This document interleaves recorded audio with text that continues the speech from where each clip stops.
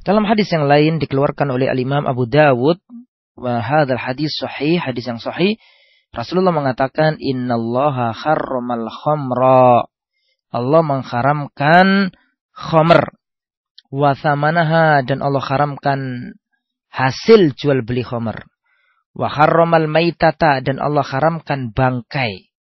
Wa thamanaha, dan Allah haramkan hasil atau harga dari bangkai tersebut. Wa harramal khinzir, dan Allah haramkan babi.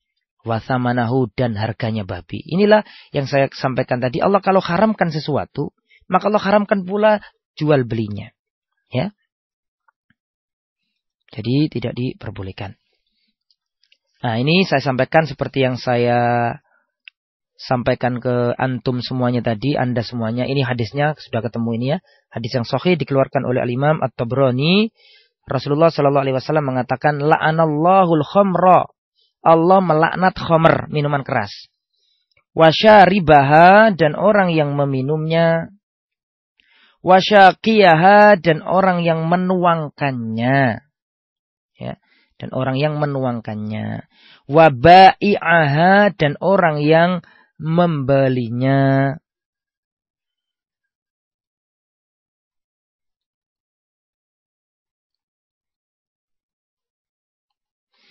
Jadi saya ulangi, la'anallahul khamra. Allah melaknat khamr, minuman keras. Wasyaribaha, dan orang yang meminumnya. Wasyaqiyaha, dan orang yang menuangkannya. Wabai'aha, dan orang yang menjualnya. Wa mubta'aha, dan orang yang membelinya. Wa asiraha, dan yang memeras anggurnya. Wa mu'tasiraha, dan yang meminta untuk diperaskan. Wa hamilaha, dan yang membawanya. Distributornya juga, yang sopirnya juga kena ini. Karena dalam hadis ini wahamilah, yang membawanya pun kena laknat. Wal mahmulata lahu, dan yang meminta untuk dibawakan kepadanya. Jadi haramnya itu bukan yang minum saja. Ini saya ulangi, ada berapa ini? Pertama, khamrnya sendiri, ya. Kedua, yang meminumnya. Ketiga, yang menuangkannya. Keempat, yang menjualnya. Kelima, yang membelinya. Keenam, yang memeras anggurnya. Yang nomor 7, yang minta diperas. Yang nomor 8, yang membawanya. Yang nomor 9, yang minta dibawakan untuknya. Semuanya kebagian laknat.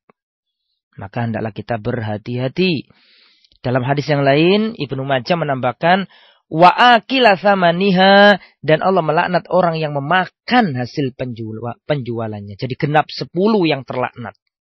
Ya, 10 terlaknat. Iya, khamrnya, yang minum, yang menuangkan, yang menjual, yang membeli, yang memeras, yang minta diperas, yang membawa dan yang minta dibawa, dan orang yang memakan harganya. Jadi intinya hati-hati, jangan sampai kita jual beli khamr ya. Insya Allah kalau ini sangat jelas sekali ya. Cuman kalau kita melanggarnya ya karena hawa nafsu. Karena ulama sepakat tidak ada yang berselisih bahwa yang namanya khamr itu haram. Plus tidak boleh diperjualbelikan. Nah, insya Allah sudah jelas tadi. Kemudian kita beralih ke poin berikutnya. Yang nomor 9. Yang nomor 9 adalah larangan menjual benih yang baru ditabur di tanah. Ini benih yang baru ditabur, belum kelihatan buahnya, itu tidak boleh diperjualbelikan. Rasulullah melarang menjual tanah yang masih polos. Maksudnya benihnya belum tumbuh hingga berlalu 2 atau 3 tahun. Maksudnya kalau benih itu ditanam, belum kelihatan buahnya, belum kelihatan nah ini tidak boleh diperjualbelikan karena takutnya akan terdapat gharar di dalamnya. Yaitu sesuatu yang tidak pasti, sama dengan membeli ikan yang masih di dalam air, itu kan nggak jelas ya. Tapi kalau membeli buah, meskipun belum matang, tapi sudah kelihatan buahnya, itu boleh ya.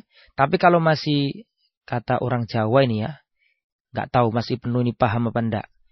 Kalau masih kentil itu ngerti kentil Mas? Buah yang masih kecil itu lah.